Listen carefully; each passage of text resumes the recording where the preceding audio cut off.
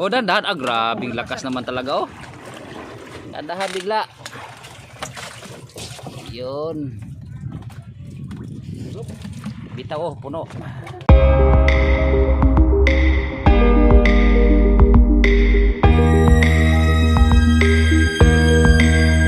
Ito po, parating na po tayo. Galing Laot.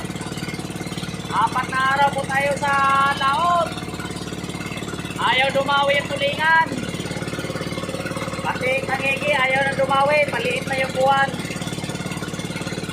Mamaya, tingnan po natin yung huli ko. Napakakunti. Lugi-lugi ako ngayon. At saka yung kasama kong isa, kunti din ang huli.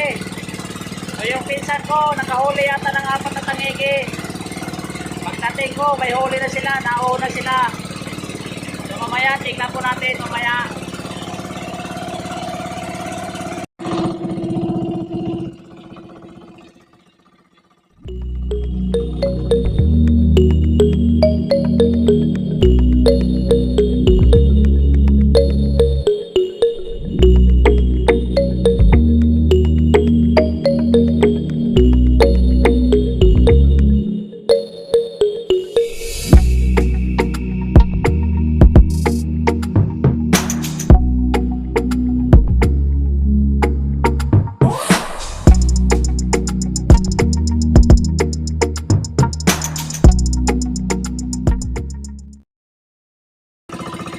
Malapit-lapit na po tayo. Salamat sa Diyos at nakarating tayo ulit. Nakabalik tayo dito sa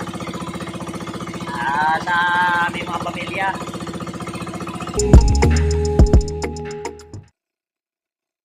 Maliit na kasi yung buwan pag naot namin. Yung nauna maraming huli na tangigin.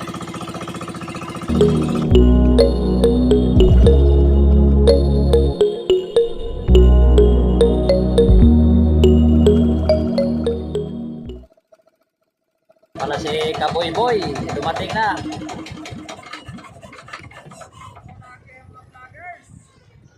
Walay klaro. Perting lugi along.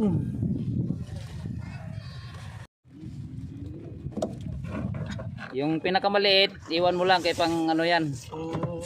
Puro kayo balo Walang tulingan, nabugto gani unang dawi. Bugto. Sapol na. Balo mga boto baka 10 kilo. Gigilets, kampres gigilets.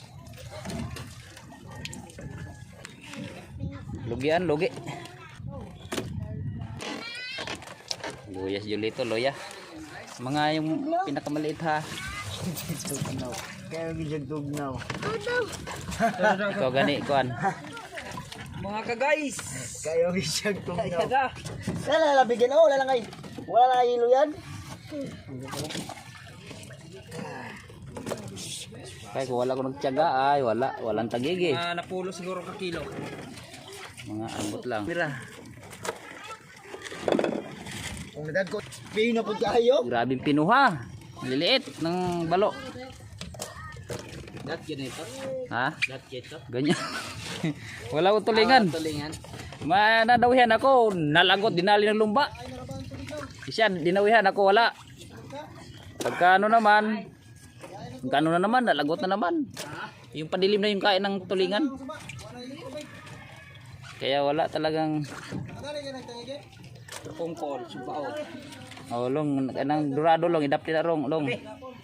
Manunok man. Kanang durado, idaplin. Birds, patay na gituhin ka ba? Yung durado daw, bayat, Ay, andurado pala. pangkapit bahay.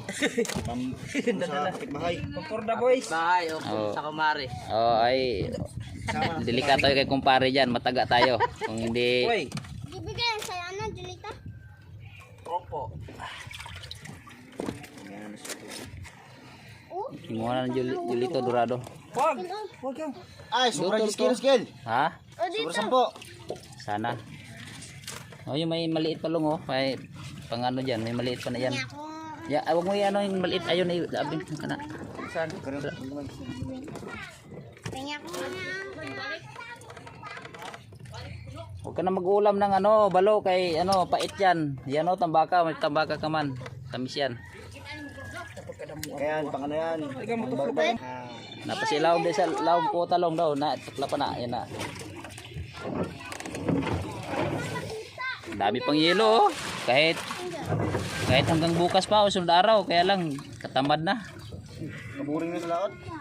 Wala na, ayan lang mga 10 kilo no. Laay na. Yung tingnan natin itong isa kasama natin dito. 4 ang tangigi niyan. Tingnan natin maya maya. So ito na po, magkukuha ng isda si John Paul. Wow, ito na. Tangiging pugok ang tawag.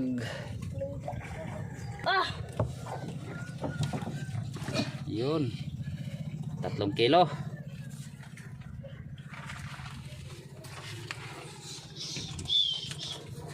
Tangiging sa jul ito. Sabad diga sa kay kap dini mo kaya na. Arsa daw. Iya. Wow, mutag na.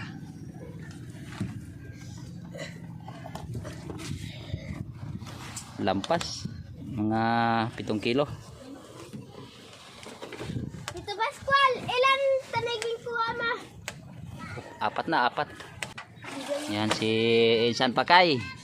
Mas kilala siya ang Pakay Pagilok o Kilite sa Tagalog. Wow. Plastar. Ayos ah. Ayun, malaki-laki. Malaki-laki, ayos. Tibay talaga ni. Ito, mayroon pa talaga isang malaki. Ayun ang malaki.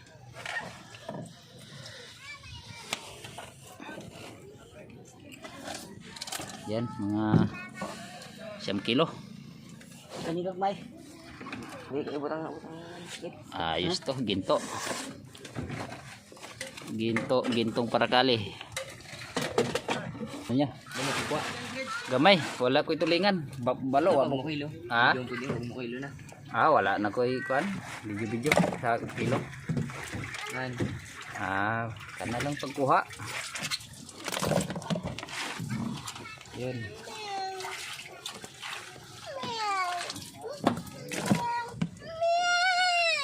Ayos to, Nag-ailaw. mga 150 kilo. Ho. Ayos to, naka-4 na ngigi. Laki ho. Oh, laki. Ito, mga 10 kilo. Puno na yung isang oblog, 50 kilo. Berapa? Ito maganda. Taga pamilya. Yan, talagang lalaki. 4 na piraso. Ito, bubuhatin na po. Ito po si Kuya Master ng tabok.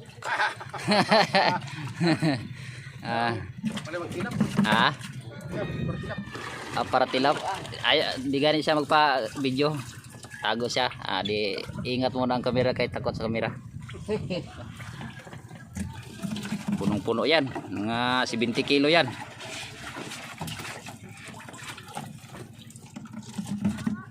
Kaya mo yan, Julito? Saan yan doon? Tulong. Tulungan mo at ikaw ang... Oh, dandahan. Grabing lakas naman talaga, oh. Dandahan bigla. Yun. Bitaw, oh, puno. Yahay. Sana all.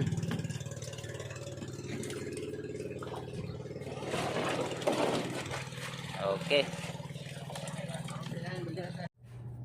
Lorito Rivera ng Australia. Sir, saludo po ako sa iyong kabutihan at kabaitan sa pakikipagkapwa-tao. Kayo po'y mahabagin, mawain at matulungin sa mga dukha o sa mga mahirap. Sana po lagi pong ganyan ang gagawin nyo at pagpapalain po kayo ng Diyos at lalo po kayong yayaman. Kasi ang dami po palang lupa sa Mindanao, sa Kabisaya at sa Palawan. Kasi sabi doon sa Kawikaan 19, 17 COVID na yata to. COVID na yata to, sir. Sabi doon sa Kawikaan 19, 17 ang nagpapautang sa mga dukha ay nagpapautang sa Panginoon at babayaran siya ng kanyang mga mabuting ginawa. Kaya malaking gantimpala po ang tatanggapin mo, sir, kapag ganyan ng ginagawa mo. Sir na lang po ang tawag ko kasi alam ko ayaw mong patawag ng sir, bye lang ang tawagan natin. Kaya lang po saka tatagalogin ko lang din po kasi para po maintindihan ng ating mga kababayang marunong magtagalog. Pareho po tayo mga Bisaya Kaya tama po yung ginawa niya, sir. Ang sabi nga ni Pedro doon sa Colosas 2:3, huwag niyong ilagak ang inyong pag-iisip sa mga bagay na sa lupa. Ilagak ninyo ang inyong pag-iisip sa mga bagay na sa langit. Kaya hindi po dapat natin laging isipin yung paano tayo yumaman ng yumaman, o hindi natin po laging isipin nga paano tayo magkakaroon ng mga bahay na magaganda, malalaki, o mga mamahaling sasakyan. Sabi ni Apostol Pablo na huwag kayong mag-isip, huwag ninyong ilagak ang inyong pag-iisip sa mga bagay na dito sa lupa. Ang ilagak ninyong isipin niyo sa mga bagay na nasa langit. Hirap ng Tagalog, sir. Kaya halimbawa po yung kasi karamihan po kasi sa mga mayaman, hindi naman lahat, mayroon namang mabuti at mabait.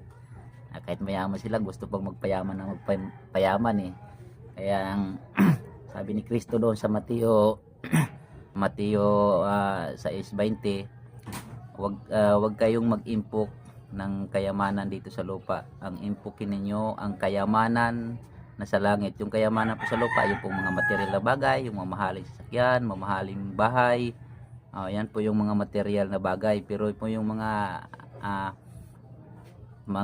kayamanan sa langit, yun po yung mga mabubuting ginagawa mo, kagaya ng ginagawa niyo, sir, na matulungin po kayo sa mga mahirap, maawain kayo, mapagbigay kayo. Yan po yung kayamanan sa langit. Kasi kaya tamang-tama po yung ginawa niyo, sir, kasi sabi doon sa Kubi na talaga to. Kaya po ang sabi doon sa Kawikaan 3:27, huwag mong ipagkait sa mabuti ang kinauukulan. Dapat kung alam mong kaya mong gawin yung mabuti, huwag mong ipagkait, gawin mo na ito sa kinauukulan.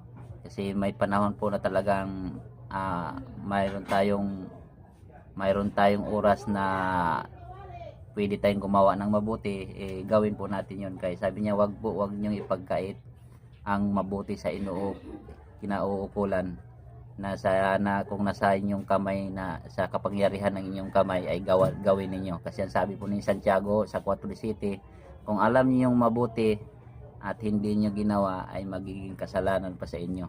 Kaya yan po ang dapat natin gawin, mga kababayang mayayaman. Nasa inyo po yon. Ang sabi po doon sa Awit 44:6-7, huwag kayong maghambog o magmayabang sa inyong kayamanan na hindi sa inyong makapagliligtas sa oras ng paghukom. Kaya hindi po yan makapagliligtas sa atin sa pagdating ng paghukom, yung ating mga kayamanan, yung ating mga magagandang mga bahay, magagandang mga sasakyan. Hindi po yan makapagliligtas sa atin, mga kababayang mga mayayaman. Kahit yung hindi pa mayaman, hindi rin yung makapagligtas sa atin yung mga bagay na tinatangkilik nating na mga ginto, mga pilak na nakasulat yun sa Sipanyas 1:18. Kahit yung ginto nila, yung pilak nila, hindi makakapagligtas sa kapuutan ng darating ng Panginoon. Kaya sana po hindi po tayo ganon. Kasi ang sabi po ni Kristo doon sa Mateo 19:23, sabi niya, napakahirap makapasok sa kaharian ng Diyos ang isang mayaman. Kasi mayroon kasi nagtanong sa kanya na isang mayaman, nakasulat po yun sa 19:17-22 ng Mateo. Sabi niya, Panginoon, ano ang dapat kong gawin para akong maligtas? Sabi ni Kristo, sundin mo ang mga utos. Sabi nung mayaman, Panginoon, simula pa ng pagkabata ko sinunod ko na po ang lahat ng kautusan. Yung kautusan po ng 10 utos o yung kautusan ni Moises, sabi ng Panginoon ay kung ibig mong maging sakdal o ibig mong maligtas o maging sakdal, humayo ka at ipagbili mo yung iyong ari-arian, pagkatapos ipamigay mo sa mga dukha, pagkatapos sumunod ka sa akin at magkakaroon ka ng kayamanan sa langit. So napanglaw po ang mayaman o nalungkot at umalis ang mayaman, napakalungkot niya. Ay kasi napakayaman niya at sabi niya simula pa sa pagkabata sinunod na niya yung kautusan ni Moises. Yung 10 utos sinunod niya, pero sabi ni Kristo, kung ibig mong maligtas o maging sakdal, ipamigay mo ang iyong mga ari-arian at ipamahagi sa mga dukha at magkakaroon ka ng kayamanan sa langit. So nalungkot po yung mayaman kasi simula pa sa pagkabata sinunod na niyo yung kautusan ni Moises o 10 utos, pero sabi ni Kristo, kung ibig mong maligtas o ibig mong maging sakdal, sumunod ka sa akin. Kaya sabi ni Kristo doon sa 19:23, napakahirap makapasok ang mga mayayaman sa kaharian ng Diyos. Kaya yan po sana dapat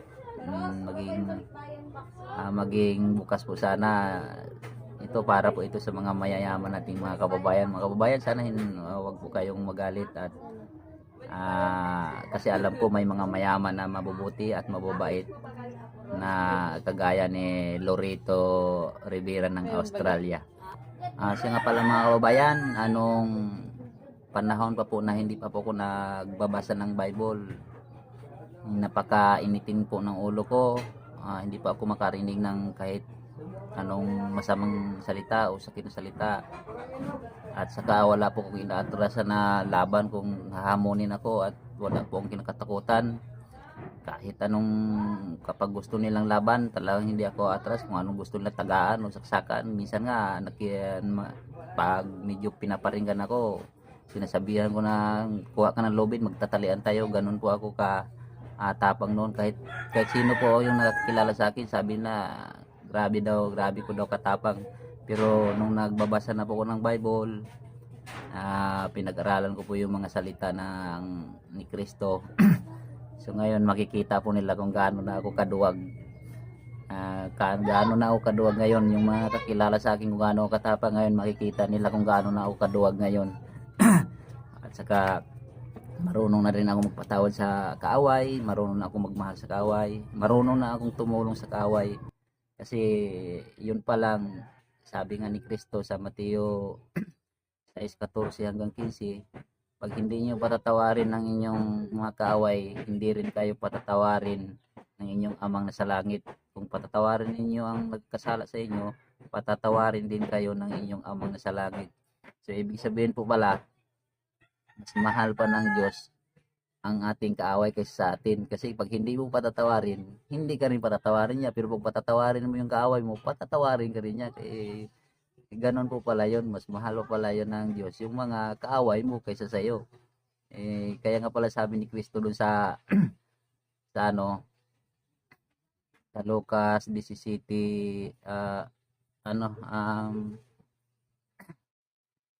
iba na ako mga matanda na at medyo nakakalimot na ng mga masyadong busy na, nakakalimot na pala. Sabi pa doon pala sa yun, sa Lucas 15:7, sabi doon ni Kristo,